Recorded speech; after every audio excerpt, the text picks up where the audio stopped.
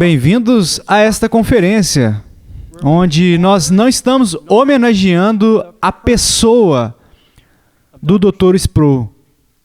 Nós estamos aqui para chamar a atenção para o ensino do Dr. Sproul. Foi o ensino dele que impactou muitas vidas durante as 5 décadas do Ministério Ligonier. Comemorando, então, o seu 50º aniversário neste ano, em 2021. Estamos voltando a 1971, no sopé das montanhas Allegheny, no oeste da Pensilvânia, abrindo o Ligonier Valley Study Center. E durante 5 décadas, ele proclamou fielmente uma coisa: a santidade de Deus. Nós estamos aqui hoje para refletirmos a respeito desta teologia, deste ministério do Dr. Sproul. E eu tenho este grande privilégio de começar examinando este tema, a santidade de Deus. Esse tema, claro, é o título do seu livro clássico. E uma das minhas citações favoritas naquele livro é uma das minhas citações favoritas da caneta do Dr. Sproul. E é uma citação charmosa de simplesmente cada uma de nossas vidas é marcada pelo local sagrado que nós guardamos em nossas memórias. E um daqueles locais, ou desses locais sagrados, para mim, está bem ali, ó. Ouvindo a exposição da Palavra de Deus através do Dr. Sproul, deste púlpito. Mas a frase na qual eu desejo focar a nossa atenção e da qual eu peguei o título desta mensagem vem das primeiras páginas da Santidade de Deus. Na minha cópia, já desgastada, está nas páginas 14 e 15. E o Dr. Sproul diz o seguinte: o único conceito, a ideia central que eu sempre encontrei nas Escrituras foi a ideia de que Deus é santo. Esta palavra era estranha para mim. Eu não tinha certeza do que significava. Eu fazia da pergunta uma questão de busca diligente e persistente. Hoje, me referindo a escrever isso em 1984, hoje ainda estou absorto na questão da santidade de Deus. Estou convencido de que esta é uma das ideias mais importantes que um cristão pode enfrentar. É básico para toda a nossa compreensão de Deus e do cristianismo. Essa é a ideia central, essa ideia da santidade de Deus. E o que eu gostaria de fazer é passar rastreando o desenvolvimento dessa ideia com vocês. Para mim, foi como uma grande tapeçaria sendo escrita através do ministério do Dr. Sproul, a santidade de Deus. E eu quero chegar bem perto dessa tapeçaria e eu quero começar a analisar alguns dos fios que se tornaram e fizeram essa tapeçaria. Eu quero puxar alguns desses fios com vocês. Há pelo menos 6 tópicos desse tema que eu desejo olhar com vocês. O primeiro tópico é um encontro pessoal. Vocês se lembram bem da história? Começava mais ou menos assim. Era uma noite escura e com neve. Se pudéssemos começar o romance. Era meia-noite, era o campus do Westminster College, cerca de 1 hora ao norte de Pittsburgh, Pensilvânia. Uma neve fresca havia caído, então veio o frio e deixou aquela crosta fina de gelo, que os raios da lua brilhavam e quebravam sob os seus pés. E o Dr. Sproul escreveu a respeito de ter sido compelido a atravessar o campus, deixando a cama quente, deixando o seu dormitório, atravessando o pátio e chegando até a capela, passando pelas portas de carvalho sob um arco gótico. Assim como alguns de vocês podem ter passado pelas portas de carvalho sob um arco gótico para entrar no santuário. E ele foi compelido a ir até o centro. E bem ali, encontrar a santidade de Deus. Ele falou disso como uma segunda conversão.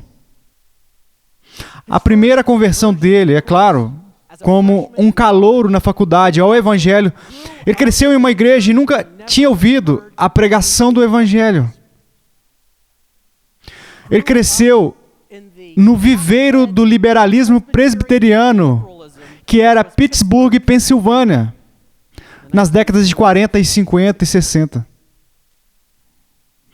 E semana após semana, indo à igreja, e sem nunca ouvir o Evangelho de Jesus Cristo. E como um calouro na faculdade, ele ouviu pela primeira vez o Evangelho, em sua primeira conversão. E então, depois daquela caminhada noturna, durante aquela noite de inverno, a segunda conversão. Ele diz que o encontro pessoal foi logo após a leitura da Bíblia inteira. Quando ele se tornou cristão, ele devorou a Bíblia. Então, ele aprendeu e começou a ler o Antigo Testamento pela primeira vez. Este é um Deus que joga para valer. Este é o nosso Deus que é um fogo consumidor. Este é o nosso Deus cuja santidade majestosa, transcendente e gloriosa preenche o universo.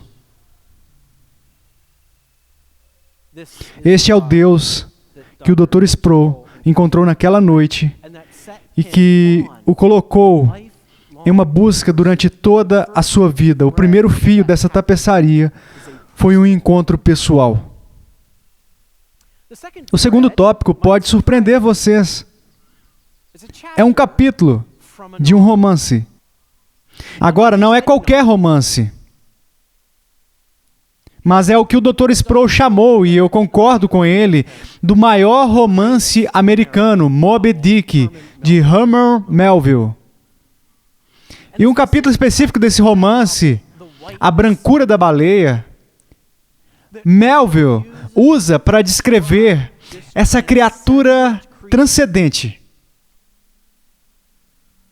Essa criatura que representa quem Deus é. E quando ele estava no último ano da faculdade, ele escreveu a sua tese de bacharelado sobre as implicações existenciais de Moby Dick, de Herman Melville.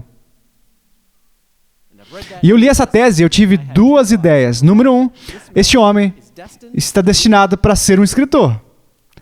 E número 2, bem ali está a semente da santidade de Deus. Existe Rahab.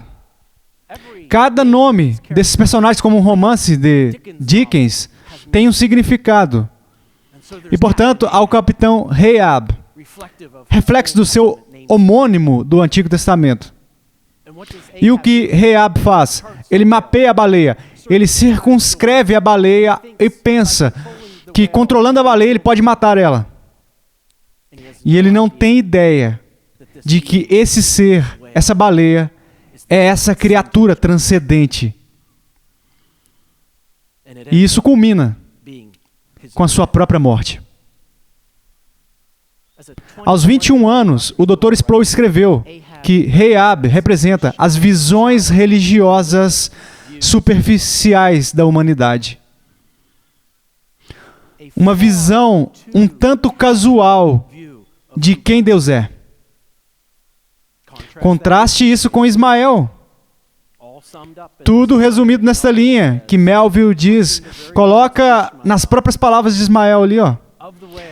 Da baleia. Eu não conheço e nunca conhecerei. Parte dessa tapeçaria da santidade de Deus foi um capítulo de um romance. Então nós temos um encontro pessoal, nós temos um capítulo e um romance. Em terceiro lugar, nós temos duas histórias do Antigo Testamento. Uma que todos vocês conhecem. É um capítulo com o qual eu tenho certeza de que vocês estão bem familiarizados se souberem alguma coisa sobre o ministério do Dr. Sproul. É um lugar nas Escrituras onde um atributo de Deus é levado ao terceiro grau. E onde essas fantásticas criaturas angelicais voando ao redor do céu, eles estão em um coro eterno, antifonal, anunciando: Santo, Santo, Santo. E diante dessa visão, Isaías, filho de Amós, está acabado. É um ótimo capítulo, uma ótima sessão. No início do livro, o Dr. Sproul escreve: então Isaías teve um súbito vislumbre de um Deus Santo. Naquele momento único, toda a sua autoestima foi destruída. Em um breve segundo, ele foi exposto. Ele ficou nu, debaixo do olhar do padrão absoluto de santidade, enquanto Isaías pôde se comparar a outros mortais. Ele foi capaz de sustentar uma opinião elevada do seu próprio caráter. No instante em que se mediu pelo padrão último, ele foi destruído. Moralmente, espiritualmente aniquilado. Ele foi quebrantado. Ele se desfez. O seu senso de integridade entrou em colapso. Ele foi uma tapeçaria que começou a se desenrolar como uma pilha de fios. O que Isaías disse? Ai de mim. Uma coisa terrível. Ficar face a face com um Deus Santo. Eu disse duas histórias do Antigo Testamento. Uma é Isaías. A outra, Uzá. Como o Dr. Sproul se refere a ele, o Uzá bem intencionado. Vamos dar uma olhada nisso. Essa história fascinante está em 1 Crônicas, capítulo 13.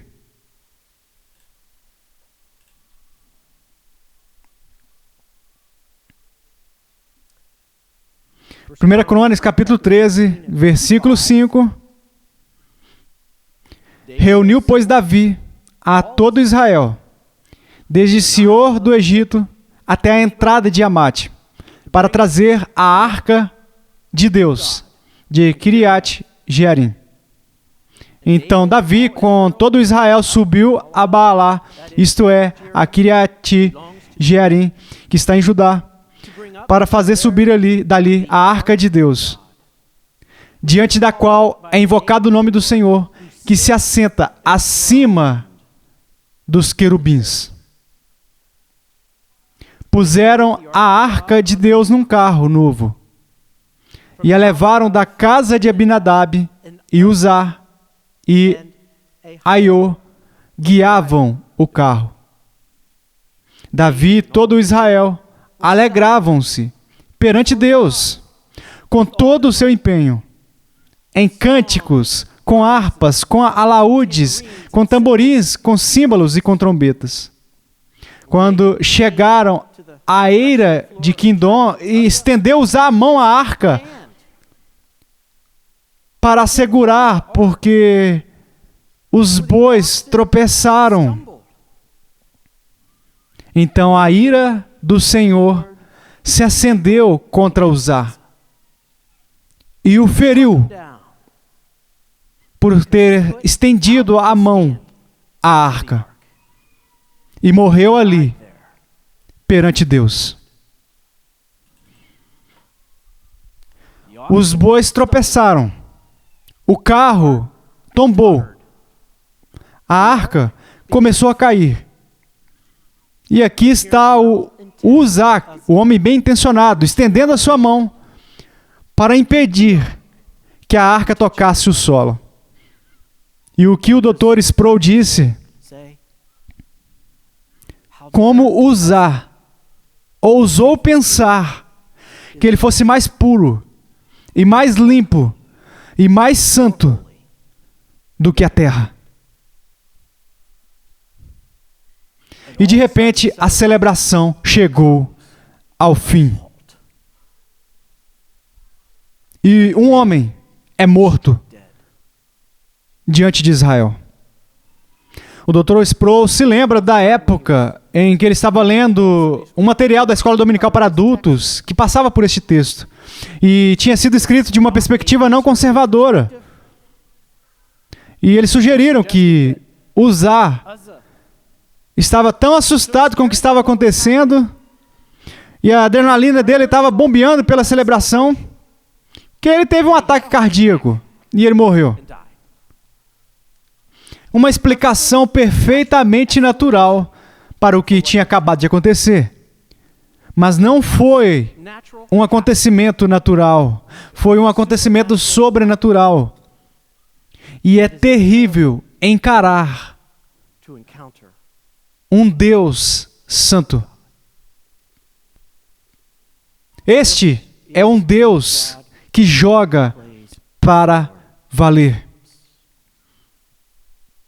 Pergunte a Isaías, pergunte a Uzá.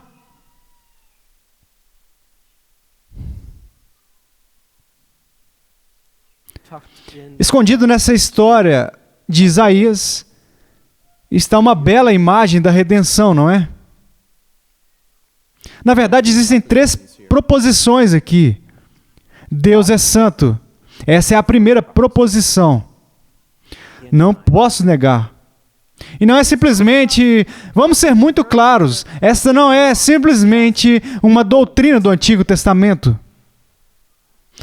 Este negócio do Deus do Antigo Testamento ser um Deus de santidade, o Deus do Novo Testamento é um Deus do amor. Você nunca encontra isso no Novo Testamento, se você diz isso. Muito claro, vamos ser muito claros. Proposta número 1, Deus é santo. Segunda proposição, nós não somos santos. Isso é o que nós aprendemos com Isaías. Isso é o que aprendemos com Uzá. Isso é o que nós aprendemos com todos aqueles que nos precederam. E são narrados aqui nas páginas das Escrituras. Que Deus é santo e nós não somos. E aí está essa terceira proposição. Nós precisamos de um substituto. Nós precisamos de um substituto.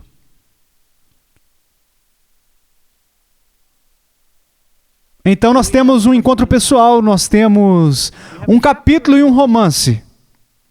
E nós temos 2 histórias do Antigo Testamento. Em quarto lugar, nos nossos fios dessa tapeçaria, nós temos o livro de um teólogo alemão. Agora, não é qualquer teólogo alemão, este é o teólogo Rudolf Otto. E é o seu livro, A Ideia do Santo. E é realmente este livro aqui, ó. Este aqui, ele foi do Dr. Sproul. Mas eu tenho ele aqui agora, então se você quiser ver, tem que ser o meu amigo, e aí eu vou mostrar para você. Otto diz que a santidade também significa pureza. E quando pensamos em pureza, pensamos em moralidade. E nós podemos pensar em perfeição moral. E muitos pensam na santidade como perfeição moral. Um manto branco, puro, imaculado, inocente, impecável. Mas Otto diz que seria um erro pensar que a santidade é isso. E ele diz que é essa frase, e ele introduz essa frase latina que ricocheteou na literatura clássica e nos teólogos medievais, o Mysterium Tremendum. Agora você ouve a palavra mistério, em português, aqui, Mysterium. Então, quando falamos sobre a doutrina de Deus, estamos falando sobre mistério.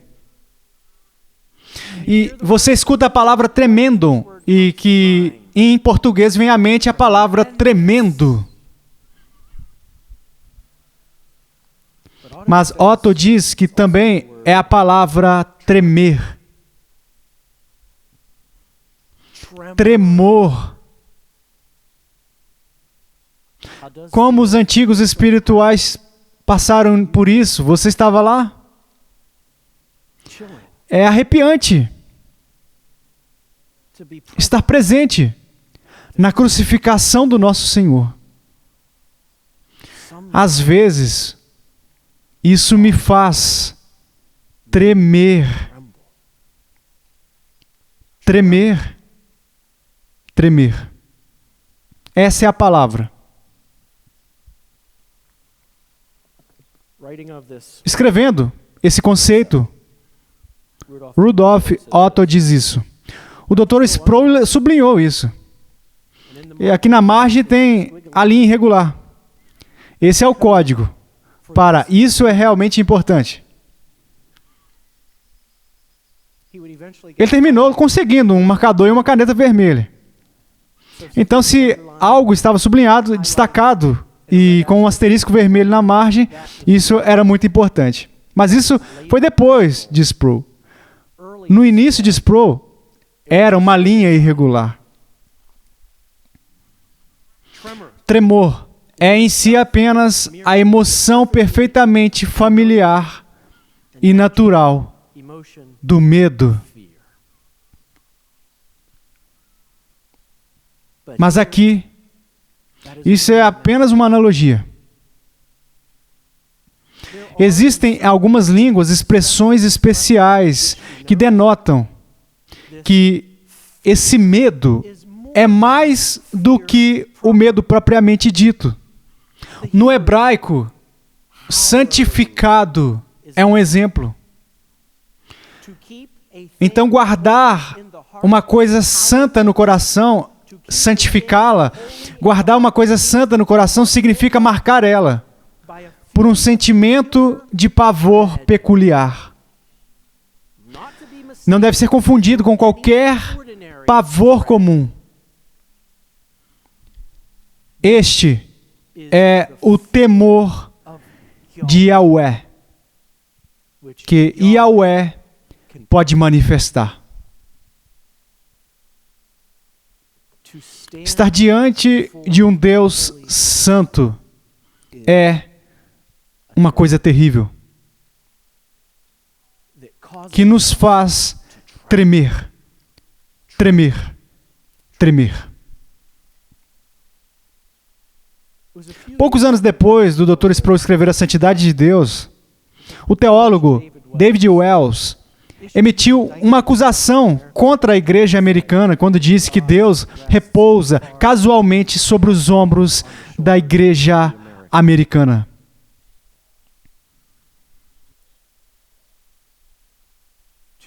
Se unir a Isaías, se unir a usar, pensar no Mysterium Tremendum, é exatamente o oposto do comum, do casual e do iocás. E chegar à presença do Deus Santo.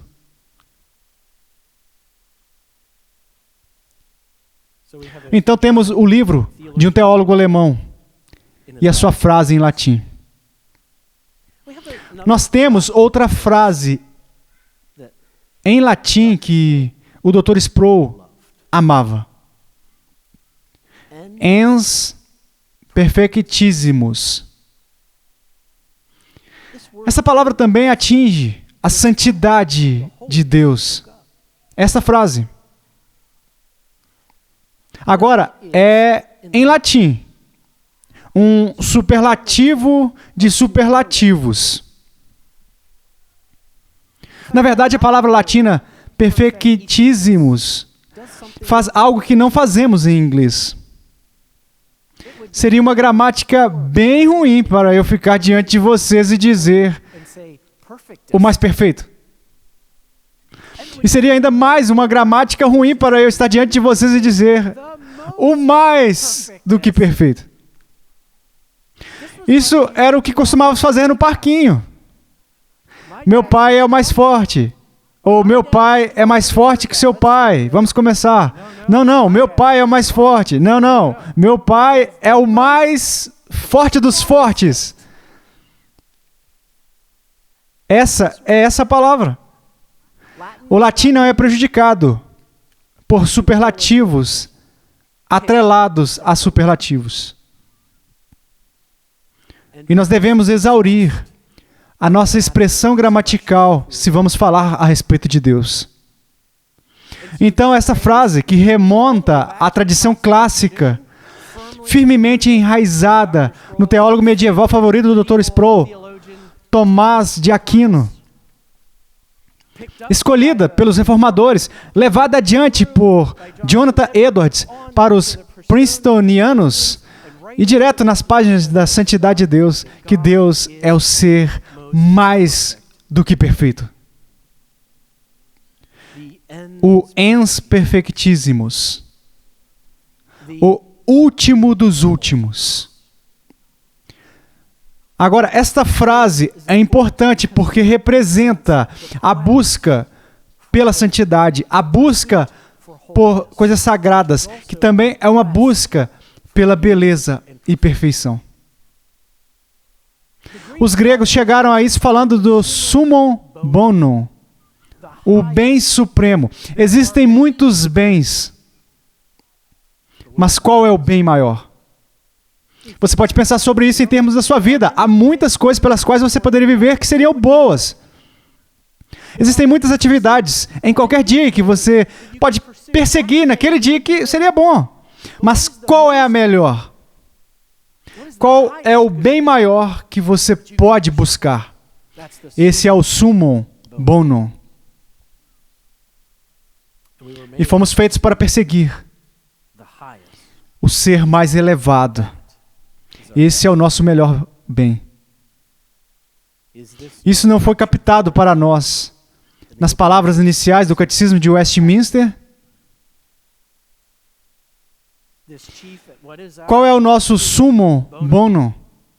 Qual é o nosso principal objetivo? Existem muitos fins e propósitos pelos quais nós podemos viver, todos perfeitamente bons e legítimos. Qual é o principal entre eles? É desfrutar a Deus, glorificar a Deus para sempre. Estamos sempre remontando, não estamos à doutrina de Deus. Estamos sempre voltando, não é? Em todos os aspectos da nossa vida cristã, em todos os aspectos da doutrina. Na ética. É para onde sempre estamos voltando. Estamos sempre remontando, arqueando de volta para quem Deus é. E somente Ele é digno da nossa adoração e louvor. E somente Ele é digno da nossa devoção. E é simplesmente o ser mais perfeito que exige de todos nós. Com cada fibra do nosso ser, nos esforçamos para viver para Deus. Nada mais se compara. Nada mais chega sequer perto. Bem, isso nos conduz à nossa sexta coisa, que é de fato a busca pela santidade de Deus por toda a vida. Tivemos um encontro pessoal. Tivemos um capítulo com um romance. Nós temos duas histórias do Antigo Testamento, Isaías e Uzá. Tivemos também Rudolf Otto, em seu Mysterium Tremendum. Tivemos outra frase em latim, ens perfectissimus. E por último, uma busca para toda a vida.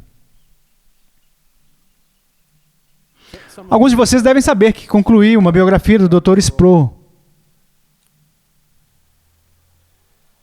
Enquanto eu trabalhava na vida do Dr. Sproul, voltando até Pleasant Hills, uma comunidade nos arredores de Pittsburgh, Pensilvânia. Como o Dr. Sproul disse certa vez, você pode tirar o homem de Pittsburgh, mas não pode tirar Pittsburgh do homem. Então eu tive que voltar para Pittsburgh. Mas eu fiquei impressionado com uma coisa. Fidelidade. Fidelidade. Fidelidade. Essa busca pela santidade de Deus durante toda a vida é uma das chaves que manteve o Dr. Sproul fiel. 5 décadas de ministério com o Ligonier. 1 década a mais, se vocês voltarem à vida dele antes do Ligonier. Desde a sua conversão em 1957 até a sua morte em 2017, fidelidade.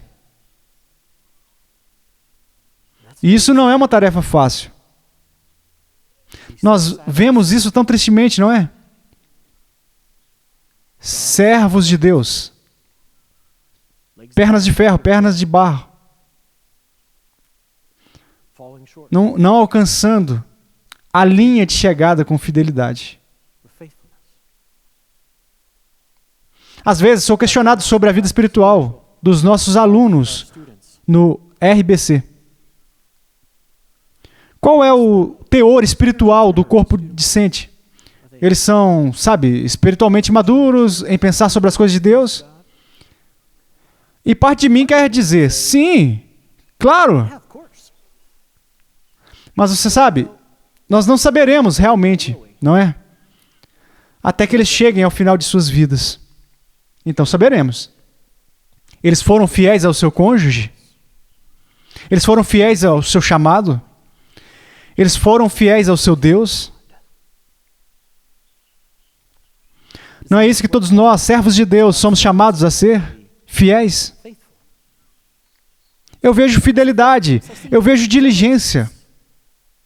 Leia a Bíblia. Quantas vezes a palavra diligência é usada? Sabendo que este é um Deus santo, é melhor levarmos a sério o estudo da sua santa palavra. É melhor levarmos o conhecimento dele a sério e sermos estudantes diligentes. Conhecer um Deus santo significa conhecer uma palavra santa. Isso requer diligência. Fidelidade e diligência marcam essa busca ao longo da vida. Bem, são 6 coisas. Mas há uma última coisa. E eu quero finalizar com isso. E eu quero chamar a atenção de vocês para Romanos, capítulo 12, versículos 1 e 2. Esta última coisa é uma aplicação da santidade de Deus. Nós vimos um encontro pessoal, vimos um capítulo e um romance, vimos 2 personagens do Antigo Testamento, o teólogo alemão, a frase latina, a busca ao longo da vida. Mas o que nós devemos fazer com tudo isso? Então, vamos aplicar. Quando você olha para Romanos 12, 1 e 2, você encontra a palavra santo aqui. Você encontra a palavra transformai-vos aqui. E você encontra, no final deste texto, essa palavra de novo, perfeita. Essa vontade perfeita de Deus. Estes são versículos muito familiares para vocês, eles são muito familiares às pessoas em torno do Ligonier. Acho que nomeamos a nossa transmissão de rádio com base neste texto. Rogo-vos, pois, irmãos, pelas misericórdias de Deus, que apresenteis o vosso corpo por sacrifício vivo, santo e agradável a Deus, que é o vosso culto racional. Este é o fim do conhecimento de Deus, adorar a Deus. É para isso que nós somos conduzidos à medida que somos levados à presença de um Deus Santo, somos levados à sua adoração.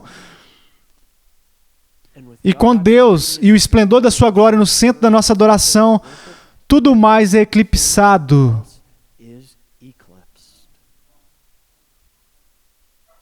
E é a paixão do cristão adorar a Deus.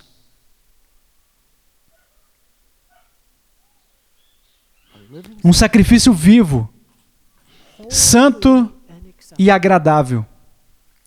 O Dr. Sproul publicou A Santidade de Deus em 85, publicou Escolhido por Deus em 86, publicou Uma Paixão Santa em 87, e em seguida ele publicou Agradando a Deus em 88. Claro, no meio de tudo isso, ele mudou com a sua família e com o ministério a 1000 milhas para Orlando. Ele era um homem ocupado. Você vê a execução desses 4 livros. É tudo sobre quem Deus é. E culmina em agradar a Deus, que é um livro a respeito da santificação, que é uma palavra que significa que nós estamos no processo de nos tornarmos santos. E esse é o negócio da vida cristã. Buscar a santidade. Perseguir o reino de Deus. O que Jesus disse? Buscar em primeiro lugar. Este é o negócio do ser cristão. Está bem aqui em Romanos 12. E não somos conformados com este mundo. Não tenho certeza, dado o quão caótico e confuso está lá fora. Gostaríamos de nos conformar com isso agora? Fomos transformados. O que Paulo diz em outro lugar, de um grau e de glória em glória para outro. Esse é o objetivo da vida cristã. Essa é a busca da vida cristã. Não vos conformeis com este mundo, mas transformais pela renovação da vossa mente, para que experimenteis qual seja a boa, agradável e perfeita vontade de Deus. Esta é a ideia central, a santidade de Deus. Vamos orar. Ó Deus Pai, agradecemos o trabalho fiel do Dr. Sproul. Oramos para que nós também sejamos despertados por Ti no esplendor e na majestade da Tua santidade, para que sejamos transformados, que a nossa vida seja uma busca vitalícia de Sua santidade, pela Tua graça e para a Tua glória. Oramos essas coisas em nome de Cristo. Amém.